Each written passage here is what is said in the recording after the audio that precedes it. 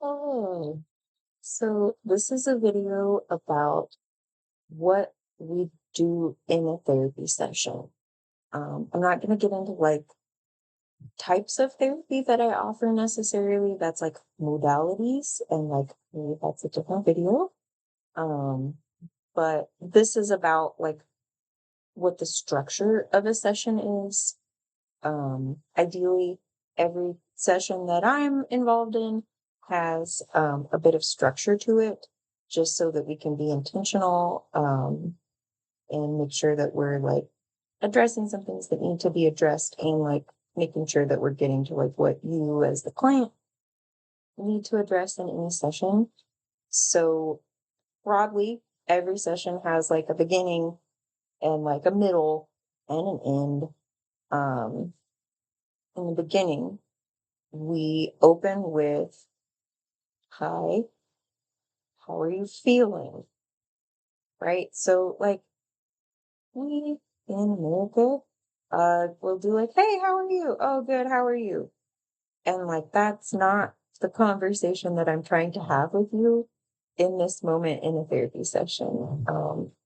I also don't expect you to ask how I'm doing, like, that's usually not part of it, just about.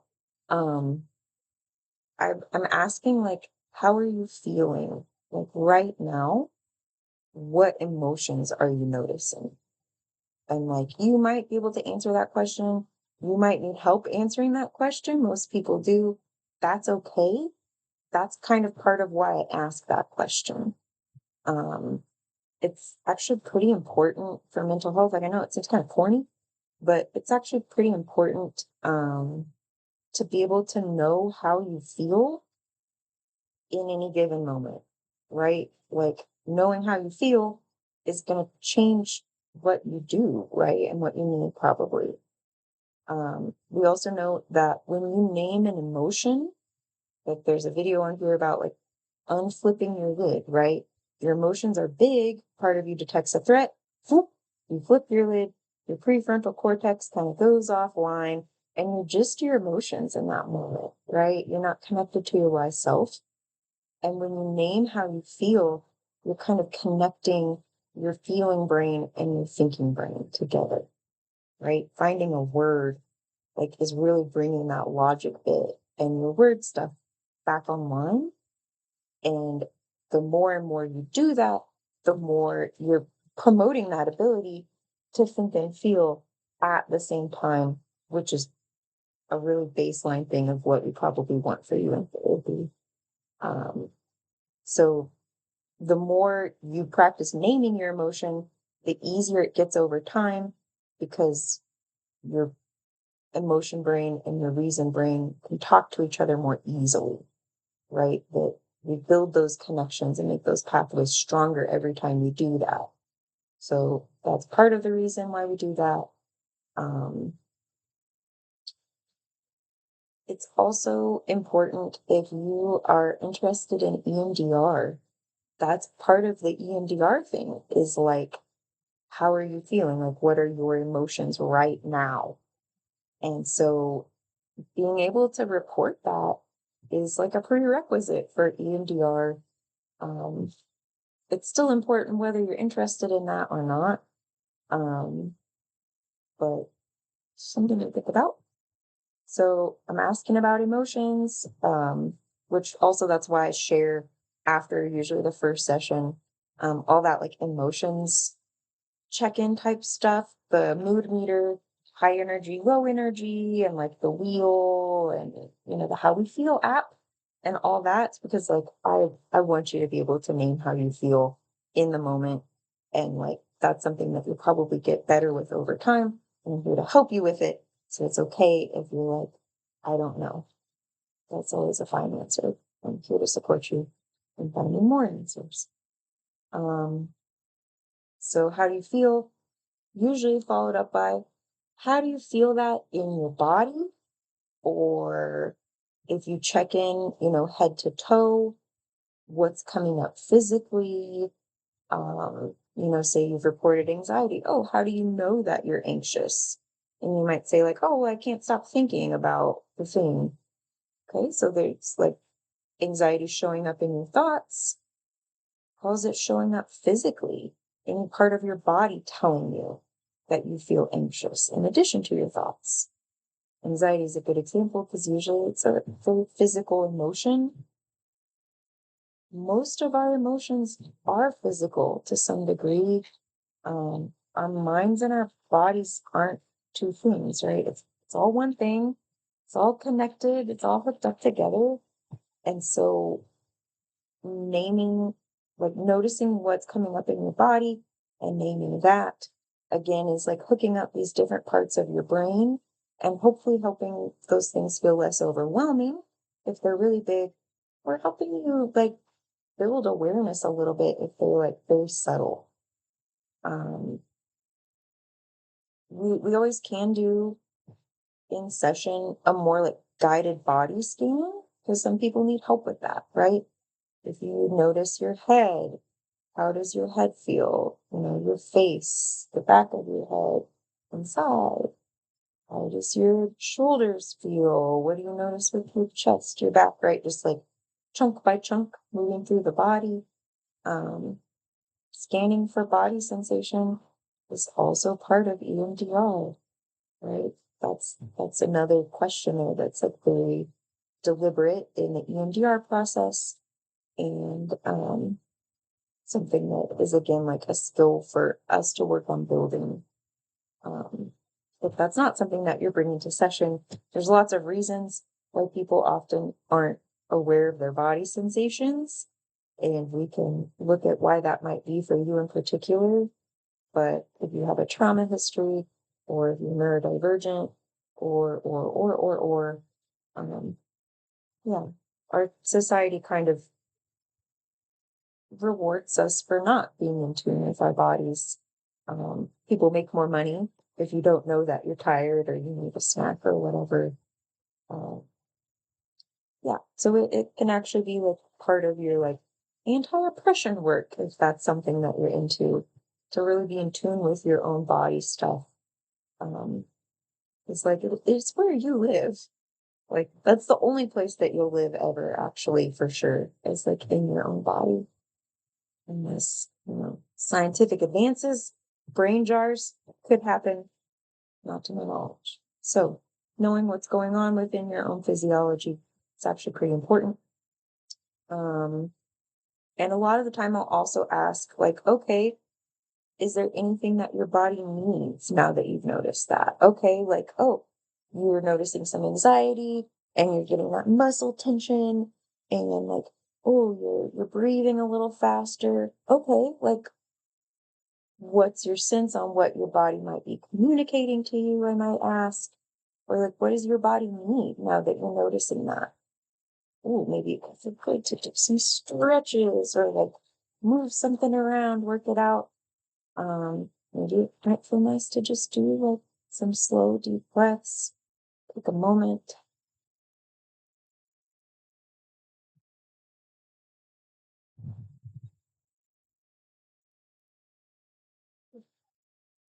That feels better than me. I feel less tense. I feel less worked up. These are things that we can practice in session. And I can always give suggestions too of like, I don't know what my body would need. Here are some things that have been helpful for other people at different points when you notice that. So, how do you feel like right now? What do you notice in your body? And like, what, if anything, do you need? And like, you can meet that need now. A lot of the time, it's also like there's fidgeting. Part of me like needs to move. Okay, like take a second and go grab your fidget thingy, or get like a paper and something to draw on, or your coloring book, or your Tangle or your squishy thing, whatever. Go get a snack right now, real quick. Go to the bathroom. You can go do that. Don't sit here and have to pee the whole session. Like, meet your body needs. I want you to be practicing that as well, so that is why you do that whole thing there. So that's the beginning. And then, a lot of the time folks have stuff to kind of like jump in with. And then, somewhere between 10 and 30 minutes into the session, depending on what's going on, I might say something like, okay, well, let's like focus in somewhere a little deeper, or let's be intentional with our time today, um, or whatever. Let's focus some. And so I might give some options of like, okay, based on what you're bringing in, we can keep exploring that, or this sounds like maybe it could be helpful to do like your values today. Since you're kind of noticing this conflict internally, we could look at values if that would be helpful to you. Um, you have a goal of, looking at your family relationships, like we could explore that a little bit more if you're feeling it. Or, if you're bringing something to the table that you want to focus on today, like we can go that direction. And so this is like this point in the session where I'm like, hey, let's do stuff on purpose here and make the most of our time. And that's also an opportunity for you to like speak up on what you need, right? Oh, yeah, I've been, talking about this thing that, happened yesterday, but like really, I came to session with the intention to talk about, if I want to take this job or not, or whatever the thing is. So, okay, we're going to be intentional. Let's go that direction. I know that point in the session can also be really uncomfortable for people sometimes because they're being asked to make a choice. And like, I can own my piece that sometimes I'm giving people too many options. And please, like, tell me that if that's what's going on. Um, Part of what makes trauma traumatic a lot of the time is that we don't have choice, right? That we weren't able to consent, or, this happened, whatever, without us deciding that that's what we wanted or needed. Um, Consent is like a big theme in therapy with boundaries, like, yeah, sexual stuff, but like even more than that, um, like I want you to feel a willing and enthusiastic yes for what we do in therapy. um, all of your parts need to be in agreement. And if part of you is like, I really want to work on this, and part of you is like, no, that sounds terrible, like we're gonna try to notice that and really get curious about the part that says, oh, that sounds terrible. Because I don't want to force you into any direction that doesn't feel right for you. I don't want to force any part of you into a direction that doesn't feel right for that part, even if other parts disagree. Um, Yeah. And again, because trauma often involves not having choice, like it's super important that you have choice in your mental health treatment, right? You chose to be in therapy, you chose me as your therapist. You need to be able to choose what we're doing at any given time in therapy. And like a lot of people come in feeling like, oh, well, I'm bad at making choices. It's really hard for me to make decisions. Um, and that's pretty common.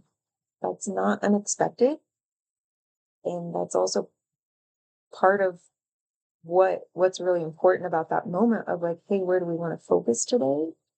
Is that if you're like, oh my God, I don't know, like that actually gives us an opportunity to kind of look at how you make choices, how you make decisions. How do you decide what to do? What's your usual process? What are you noticing? Are different parts of you coming up with really strong perspectives? Is no part of you here right now and you're just like, oh, my mind's empty now? That's really interesting. Let's explore that. Yeah, but like we can actually really like explore the process of making decisions and how you do that. And that's usually therapeutic for people as well. So we use the stuff that happens in therapy as opportunities for you to practice stuff that you might and probably will use outside of session, right? Naming your emotions, noticing what's happening in your body, figuring out how to make a choice.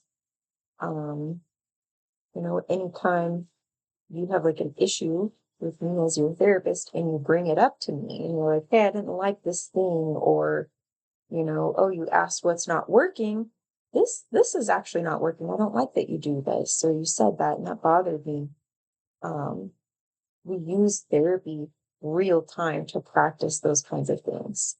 So we use that moment of being intentional with how we spend our time, making sure that we're not getting to the end of the session and you're like, oh my God, actually, I really wanted to talk about this today.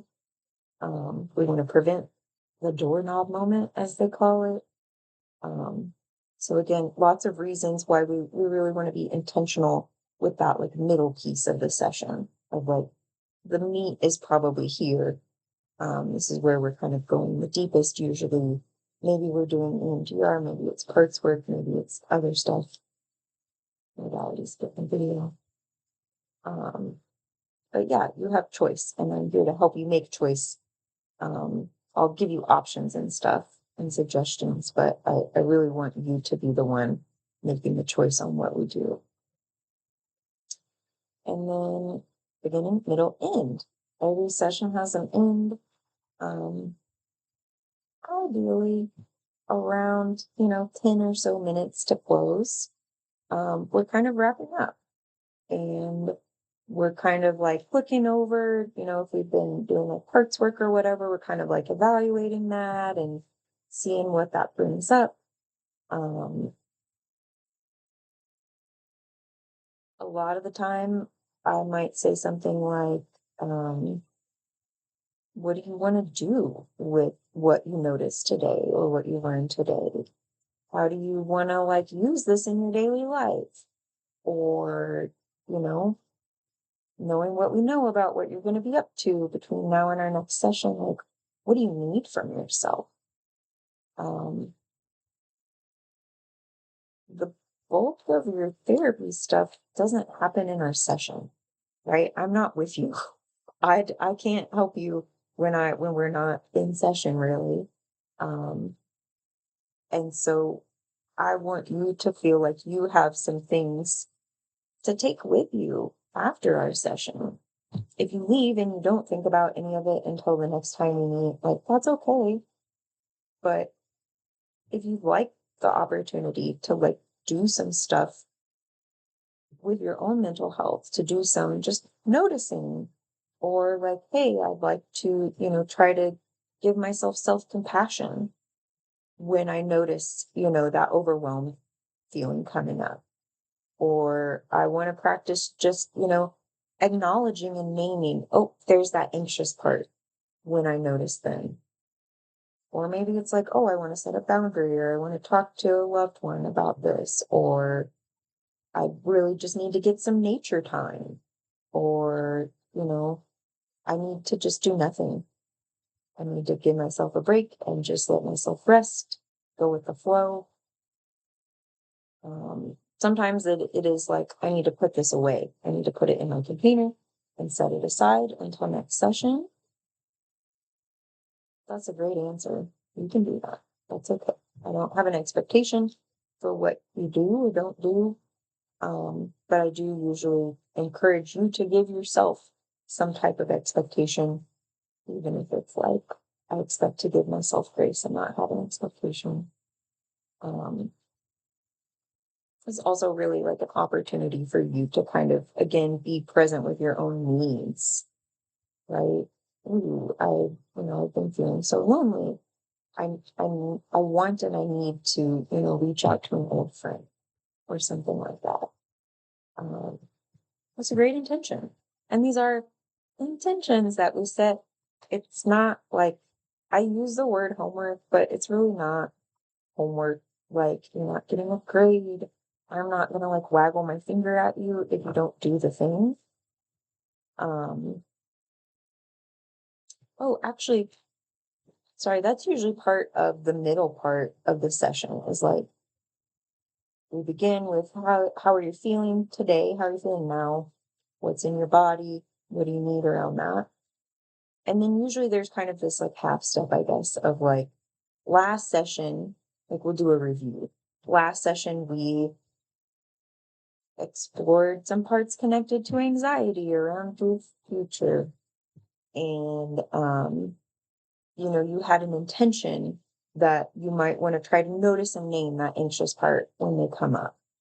right? So here's what we did last time. Here's your homework last session. And then I'm probably going to say something like, is there anything that you've noticed around that you want to share? Has anything come up around any of that you want to share today or that you want to discuss? Um, which again just gives you like an opportunity to like share stuff. And also sometimes it's just a helpful reminder of like what we've been up to. And maybe you're like, yeah, actually I did, notice an anxious part and, here's what happened. And maybe you're like, oh, I forgot about that the second we closed, or I've just been so busy. I just didn't have time. It's pretty common. We can always explore that. Like, I'm never going to be like, man, you really suck, huh, for not doing that. Like, I don't have an attachment to like whether you do the homework or not, because it's for you and not for me. And I'm here to support you and showing up for you. And so if you are like, oh yeah, I noticed that I'm not doing that thing and really last session, like I really wanted to do it. And then, I thought about doing it in the time since then. And then I was kind of like, nah, whatever. Oh, I'm very curious about that. How do you feel noticing that? Part of you's curious there, like we could notice that and like explore that more, right? So if you're not doing the homework stuff and you're concerned about that, I want to help you explore that. But I'm never like, you should have done it, right? I don't really believe in the should thing. Um, you do the stuff that you do between sessions for you. So, how are you feeling? What's in your body? What do you need? Last session, we talked about whatever, and you had an intention to whatever.